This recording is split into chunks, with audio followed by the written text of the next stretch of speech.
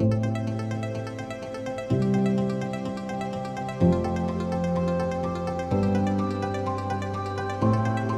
biopsie pulmonaire échographique est une technique médicale qui permet de réaliser un prélèvement du tissu pulmonaire pour l'envoyer en analyse. Le but pour le médecin est d'obtenir un diagnostic précis, notamment en cas de lésions, de nodules ou de masses à l'intérieur des poumons. L'intérêt de cette technique pour le patient est qu'elle est sans irradiation, contrairement par exemple à la biopsie sous scanner. Elle est également plus confortable et globalement mieux tolérée.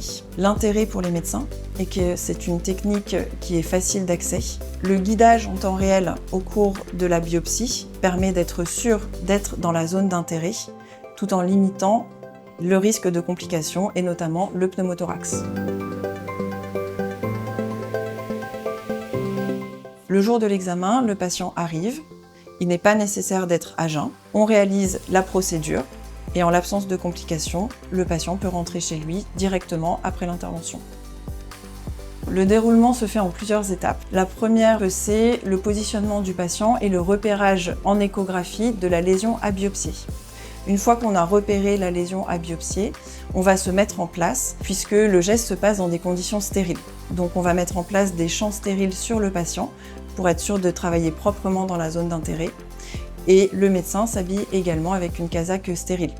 On sort tout le matériel nécessaire pour avoir tout à disposition au moment du prélèvement.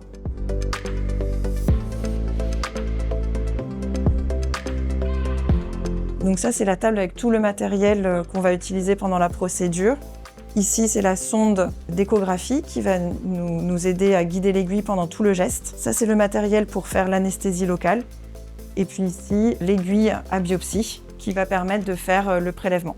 Une fois que tout est prêt, on va réaliser une anesthésie locale pour endormir tout le trajet de la biopsie jusqu'à la zone à biopsier. Donc le patient reste réveillé, mais en anesthésiant tous les tissus sur le trajet de la biopsie, on s'affranchit des douleurs. Une fois que l'anesthésie est terminée, on va réaliser une petite incision pour pouvoir introduire l'aiguille qui va nous permettre de faire le prélèvement. Tout au long de l'examen, l'échographie nous permet de s'assurer de l'avancée de l'aiguille et d'accéder à la zone d'intérêt pour réaliser la biopsie.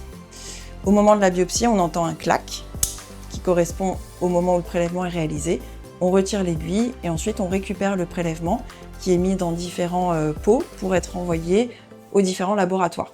En général, on fait plusieurs tirs biopsiques, entre 2 et 5, en fonction de la qualité des prélèvements qui sont obtenus. Une fois que les prélèvements sont réalisés, on pose un petit pansement qui pourra être retiré le soir même.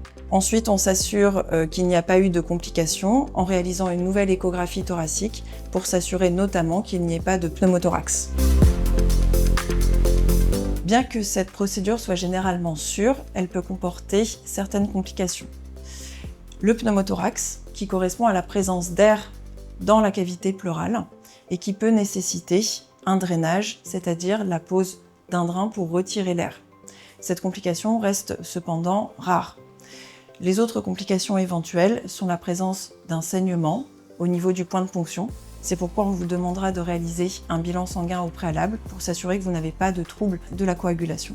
Enfin, il peut y avoir un peu de douleur ou d'inconfort, bien que l'anesthésie locale limite énormément ces risques-là.